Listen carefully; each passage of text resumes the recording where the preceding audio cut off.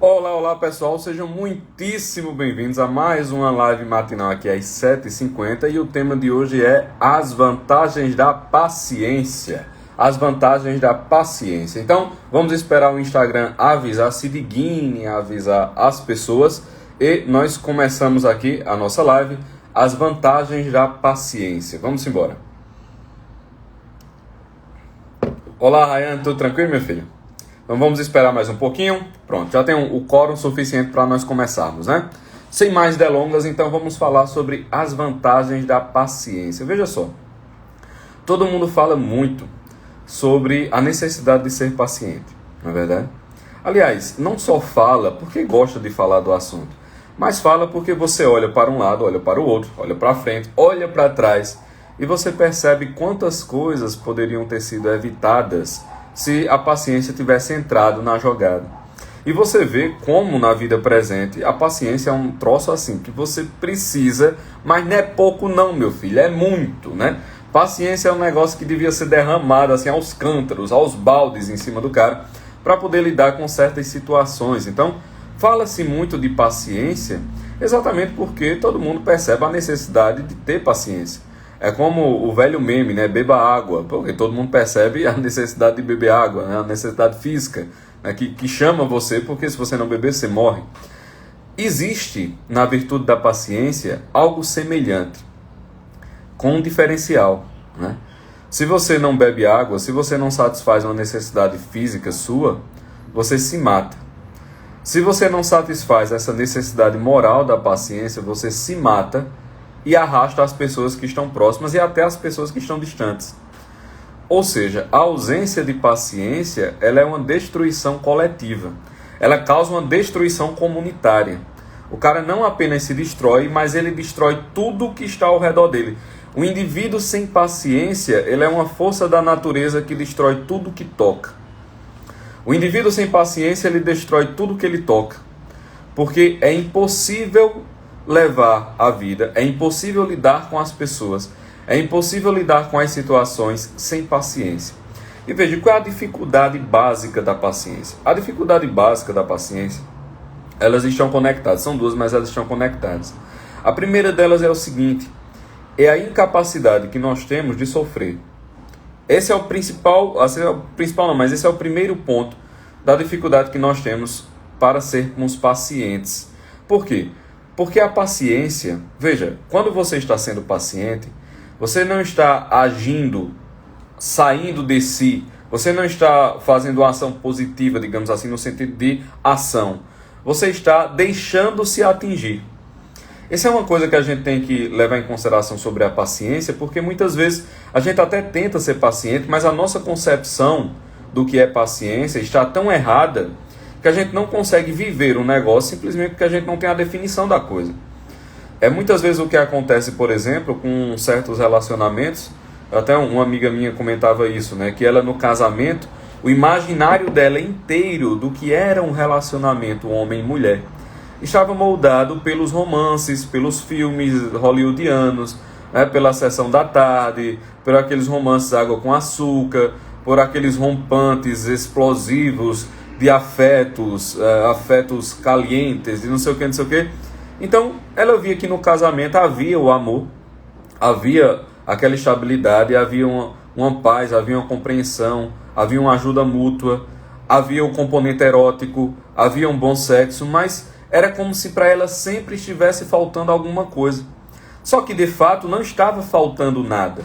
O que estava faltando era completar-se na carne, digamos assim, aquela ilusão que havia no imaginário dela de como funcionava um relacionamento. Isso nós vamos ter que falar depois, né? Porque o nosso imaginário inteiro está repleto de figuras que não correspondem à vida real. E aí a gente fica frustrado com a vida real, porque a vida real está em descompasso com o que nós temos no nosso imaginário do que ela deveria ser, né? E boa parte disso foi dado porque nós consumimos porcarias em cima de porcarias durante décadas e décadas e décadas. E aí o imaginário coletivo inteiro fica corrompido por isso e a vida vira um estorvo, porque ela nunca vai alcançar aquilo que você tem imaginativamente que ela deveria ser. Então, pois bem, como eu ia dizendo, a definição mesmo de paciência é um ato que você sofre. certo? Você é o agente passivo da situação em que você tem que ser paciente. Então, se seu moleque está lá, acorda às 3 horas da manhã, e ele fica sem querer dormir, você está com ele no braço, aí você bota ele na cama, aí o moleque começa a chorar, aí você bota ele no braço, você bota, veja, ele tem 2 meses de idade, ele não está fazendo aquilo por sacanagem com você, ele não está fazendo aquilo porque ele é um pilantra, ele está fazendo aquilo porque aquilo é da natureza dele fazer. Então, naquele momento, você está sofrendo, você sofre a ação do moleque. Então, você sofre aquela ação do menino. Isso acontece também com, por exemplo, pegue um idoso, você tem que cuidar de um pai idoso, de uma mãe idosa. Então, você sofre das debilidades mentais dele, quer dizer, a demência dele, o Alzheimer dele, o esquecimento, os defeitos que foram cristalizados ao final da vida. Os defeitos que foram cristalizados ao final da vida, você vai ter que salvar. Aliás, perdão, eu li aqui salvar lá e entrou a palavra na minha boca.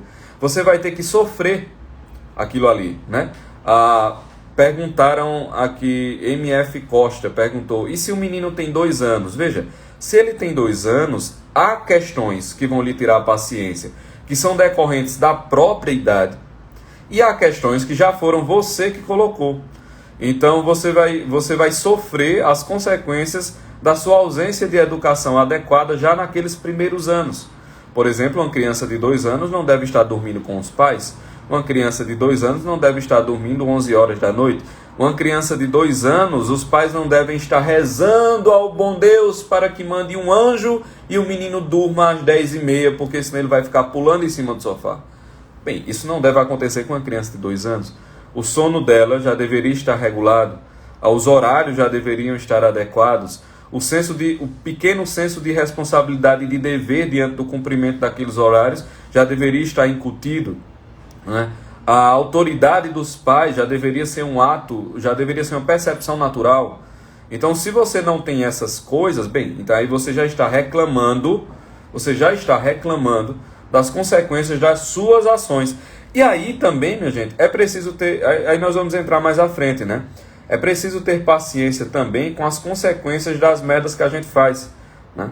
É aquela coisa, carregar a cruz de cada dia é carregar as consequências do que você fez quando se conhecia menos.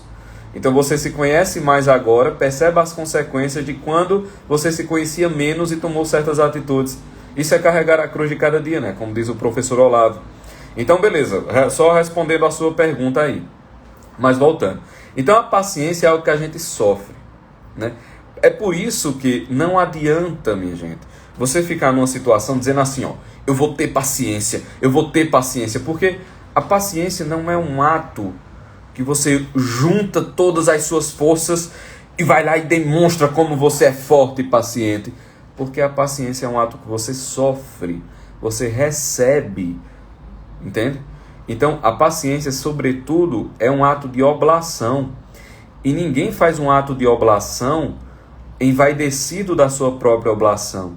Ninguém faz um ato de entrega vaidoso de sua própria entrega. Ninguém faz um ato de amor sacrificial, de amor ritual no altar, né? Orgulhoso do rito que você acabou de fazer. Isso é incompatível. Quer dizer, quando a gente faz um ato verdadeiro de sacrifício, um ato verdadeiro de amor, uma das características dele é o pudor, é uma certa discrição interna, entende? Então você faz aquilo como se não estivesse fazendo aquilo.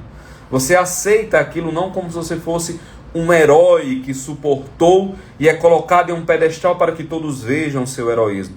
Pelo contrário, a força daquelas virtudes que você tem que padecer para adquiri-las, é a força da discrição.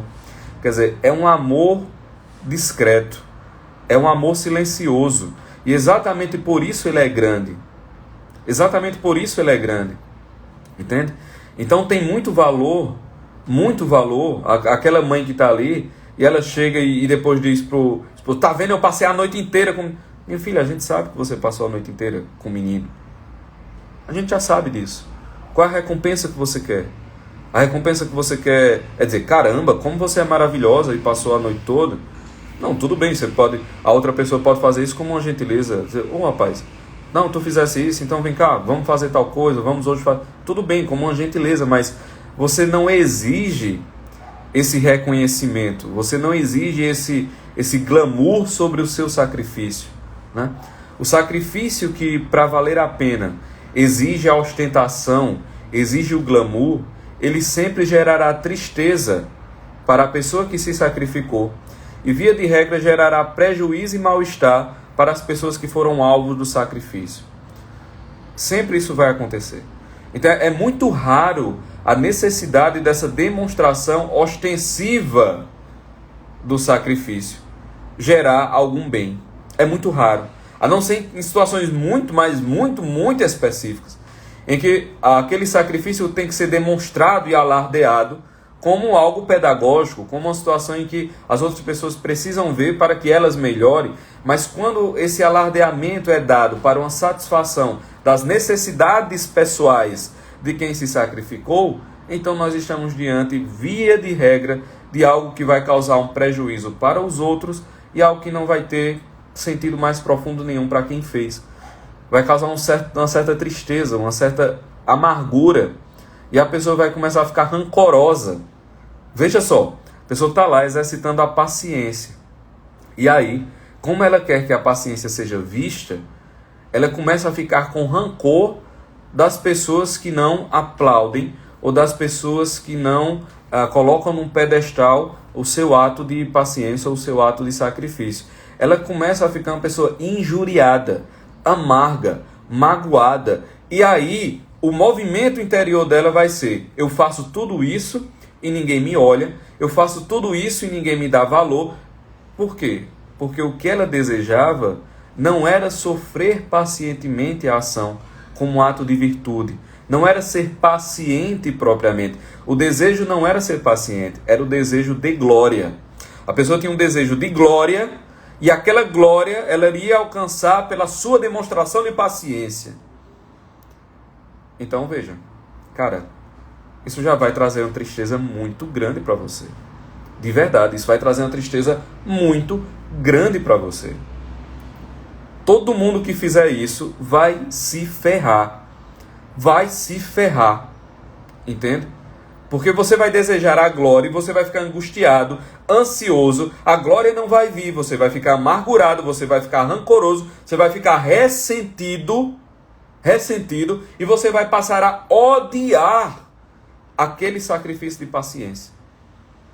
Mas odiar, sabe aquele ódio que... Não sei se vocês já tiveram essa raiva, né? Essa raiva que bate nos ossos, assim. Aquela raiva que toma, que é física. Você vai passar a odiar o sacrifício, pô. Odiar o sacrifício. E aí sacrificar-se novamente vai ser um problema para você. E aí todo o castelo de virtude se desmonta. Então essa é a primeira coisa, né?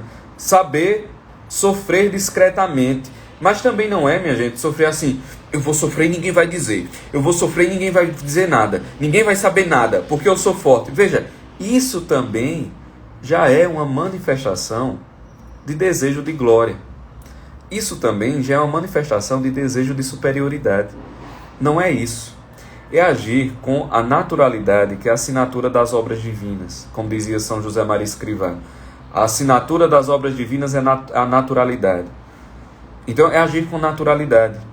Veja, quando Nosso Senhor fala lá sobre o jejum, ele diz assim: quando você for jejuar, não ande triste, acabrunhado, para que os homens olhem e digam: veja como ele está jejuando. Pelo contrário, quando você for jejuar, você lave o seu rosto, banhe-se em perfume, e aí ninguém vai saber que você está jejuando, mas seu Pai, que vê no oculto, que vê no segredo, lhe dará a recompensa, né? Quem jejuma, diz Nosso Senhor, para que os homens vejam o seu jejum, ele já recebeu a sua recompensa. O que é que ele quer dizer com isso? Que a única recompensa que você vai ter é aquela que você está procurando. E qual é a recompensa que você está procurando? É aquele aplauso, é aquela glória, é aquele olhar de afeto do outro, é aquela necessidade de bajulação do outro, é essa tentativa de colocar de preencher essa lacuna de carência. Não é isso que você está procurando? Então pronto, é só isso que você vai receber. Nessa recompensa que você quer, então é só essa recompensa que você vai ter. Entende? Mas se você faz ao contrário, e você lava o seu rosto, você se perfuma, e ninguém percebe o que você está fazendo, o seu Pai que vê no oculto e vê no segredo, Ele lhe dará a sua recompensa. Então aí você terá a recompensa. Está entendendo? Então, quando tanto o movimento de força para ser glorificado, quanto o movimento de força para não ser glorificado de maneira alguma, porque você está fazendo certo e você é maravilhoso, as duas pontas do processo são movimentos de orgulho, que vão desembocar naquilo mesmo que nós falamos. Mas você vai ter a sua recompensa. A sua recompensa é o afeto do outro, então você vai ter por um lado. A sua recompensa é saber que você é maravilhoso, que você é lindo, que você consegue fazer o negócio certo. Então a sua recompensa é essa sua sensação. Você está entendendo? Não vai ter nenhuma recompensa real. Não vai ter nenhuma recompensa, aquele regozijo espiritual que a prática de qualquer virtude causa. Qualquer virtude causa isso porque a prática de qualquer virtude leva ao bem, entende? A prática adequada leva ao bem. Então, ela sempre vai causar esse fruto espiritual. Ah, Pedro, mas eu não sou religioso. Meu filho, não importa. Não importa, porque as coisas são o que são. As coisas são o que são. Então, eu fui à praia ontem. Não botei protetor solar, não botei nada porque o dia estava nublado. Hoje, quer dizer, já ontem à noite, eu estava com o rosto meio queimado, as pernas meio queimadas, uma sensação esquisita. Ah, mas estava nublado. Eu sei, meu filho, mas a carga de sol refletindo na areia, independente de você achar que estava nublado ou não, ela vai causar um resultado em contato constante com a sua pele. Entende? Se eu tomar essa água aqui, independente de eu achar que é óleo, ou independente de eu odiar a água, eu vou ficar hidratado. As coisas são o que as coisas são. Então você pode não ter nenhum apego espiritual, você pode não ter nenhuma prática religiosa, mas se você realizar certas virtudes da maneira adequada, você vai ter um gozo e um fruto espiritual. Não importa o nome que você dê. O fruto vai ser espiritual, porque o homem é o que é, as coisas são o que são. Deus existe, Ele lhe sustenta no ser. Você tem um espírito que permanecerá para além da sua morte física. Não importa quanto você não acredite, não importa qual a visão que você tem, inclusive sobre isso. As coisas são o que as coisas são. Certo? Então a prática adequada de determinadas virtudes gerará sim um gozo espiritual. Gerará sim um fruto espiritual. Esse fruto espiritual, como todos os frutos espirituais, eles não se acabam. Pelo contrário, eles aumentam. É o contrário do que, como eu falei na live anterior, né, da gula, é o contrário dos frutos físicos. Em que quanto mais você tem, mais você se enoja. Então, eu estou com fome, como muito, e daqui a 5 minutos aquela comida que eu estava desejando eu já não a suporto. Com os frutos espirituais é o contrário. Então eu inicio com um certo nojo, com uma certa ojeriza aquilo, mas à medida que eu vou fazendo, a coisa vai se dilatando, se dilatando, se dilatando, e de repente eu estou desejando aquilo que antes eu estava enojado. Mas olha que maravilha, os frutos espirituais, eles não são como os frutos físicos perecíveis, não limitados, nada disso. Os frutos espirituais são abundantes, ou seja, quanto mais você divide e consome, mais ele se reproduz e aumenta. Quanto mais você divide, mais ele se multiplica. Quanto mais você tira, mais ele aumenta. A vida espiritual funciona com a matemática invertida. Então, quanto mais você realiza da maneira adequada, mais aquilo lhe gera uma felicidade. E mais você passa a desejar e querer aquilo que antes você se enojava. É por isso também, minha gente, que é necessário ter uma certa paciência consigo. E aqui eu vou encerrar. A gente tinha outros pontos, mas a quinta-feira a gente abre uma outra live ainda sobre essa questão da paciência, né? Você tem que ter uma certa paciência consigo, no sentido de sofrer a sua própria debilidade. Então, o cara acabou de tomar consciência do que foi dito aqui nessa live, né? Aí, eu vou fazer, eu vou realizar essa próxima semana. Aí vai lá e se lasca, porque não consegue fazer. Aí você fica puto com você. Veja, isso também é uma manifestação de orgulho. Isso também é uma manifestação de orgulho. É necessário sofrer com paciência não apenas a fraqueza dos outros, mas inclusive a fraqueza própria. Inclusive a fraqueza própria. Se Deus, meu filho, se o Deus Altíssimo tem paciência conosco, quem somos nós para não termos? Né? Claro, essa paciência não pode degenerar-se numa indulgência, num mimo. Não é isso.